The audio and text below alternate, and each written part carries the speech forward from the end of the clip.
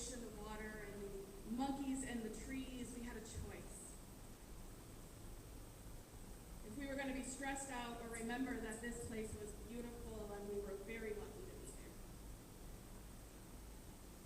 And as I thought about it, I started to think that wonder is maybe to go when we are children. Because kids learn from us, from adults, and from each other, and we learn from each other that to be an adult is to know things, to be certain, or at least pretend that we know things. We laugh at jokes we don't understand when we're a kid. To be certain to know how things work. And maybe it's a cynicism that there are times there's a really nice sunset and we really smoke. Co-author Riley writes about how we celebrate the spiritual maturity that honors the profound and the brave, even at the expense of the simple and the beautiful. It makes the call to enter the kingdom of God as a child something we maybe need to talk about. We really need to think about because of what it could mean. When I was at the church in Costa Rica and I was helping to lead a Bible study from time to time, and there, some folks were decided that the way to come before God as a child was to not think too hard about the Bible. So don't ask what it just says in the text. It was about Rahab and whether or not, anyway.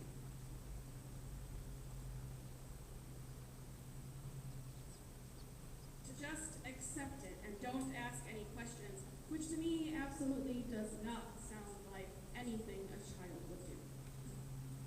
Children can, however, be a little self-involved. It takes time to learn that the world is bigger than themselves. They have to be taught that. Wonder, Cole says, requires a person not only not to forget themselves, but to feel themselves so acutely that their connectedness to everything created thing comes into focus. In sacred, we are part of the story. And wonder and curiosity and awe, to behold the beauty of the world and admire it, brings us to love it. To love something is to care for it. And those things that bring us to wonder and awe are going to be a little different for everyone. Because, as Bible study may have heard, airplanes are basically magic. I don't know how they work, how they stay in the air, how they actually get us places, and there's absolutely no lecture in physics and propulsion and wind dynamics that's going to convince me otherwise. I also wonder at narwhals that are basically unicorns of the ocean, and sunsets over the ocean because they're amazing, and how our bodies work. And when you see pictures of the inside and you're like, I thought there was blood in there, and there's not, and it's crazy. And then how they heal themselves. Joy and hope.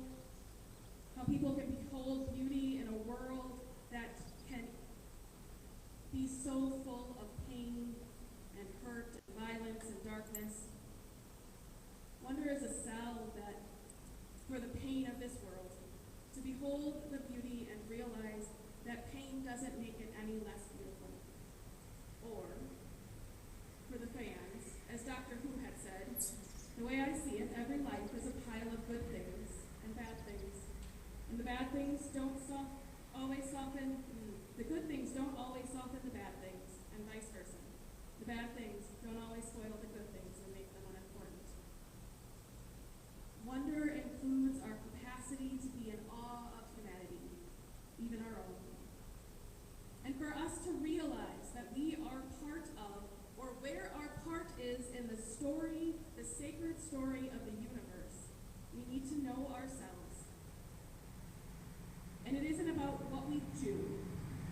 just part of the story. It's about who we are. To wonder at the world is to wonder at ourselves. We have to live into our callings, to be fully who we are, to live fully into who God has made you to be. And it means that each of us has a calling.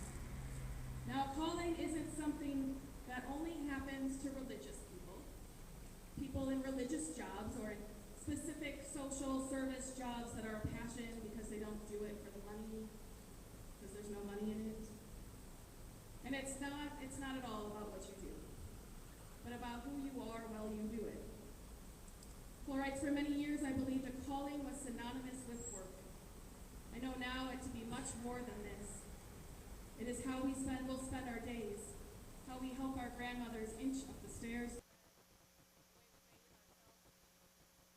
how I hold this pen. And it is both dream and dread, for vocation does not always feel good or easy, and it may only be true for a season.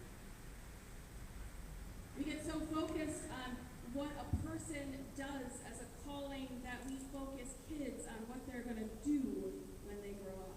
What are they going to be? And we forget to ask them who they want to be, who they are today, how they understand themselves. Paul writes, ask me what I want to be, but not before you ask me who I want to be. Ask me who I want to be, but not before you ask me the more searing question of who I am. And who I am is an ongoing question. It changes. And how you live that out changes. As you experience new things, as you meet new people, as your body changes, it changes you, and how you live out who you are. And our calling is to learn ourselves and to learn how to live as ourselves. And the process of knowing ourselves should be relentless, because we are always changing. Changing and learning and growing and becoming is part of what it means to be human. But maybe we can hold on to a few pieces, even as we change and grow, the things that bring us joy, taking a moment of awe, of letting the world surprise us. And it might mean, from time to time, we seem childish. It might mean we stop at every sunset. It might mean we stop and say hi to every dog. It might mean we stop and notice the colors in a that if you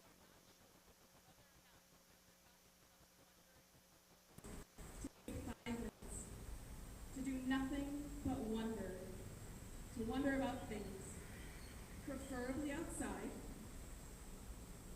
pick a flower, look at a cloud or a blade of grass, listen to a piece of music or doodle, focus on something beautiful. And if your mind wanders, know that too. That's telling you something. But 5 minutes is a long time in worship. So let's just take a moment, and wonder. Notice. Take a breath in and notice the world. To notice our neighbors, to notice the creatures around us, to notice the colors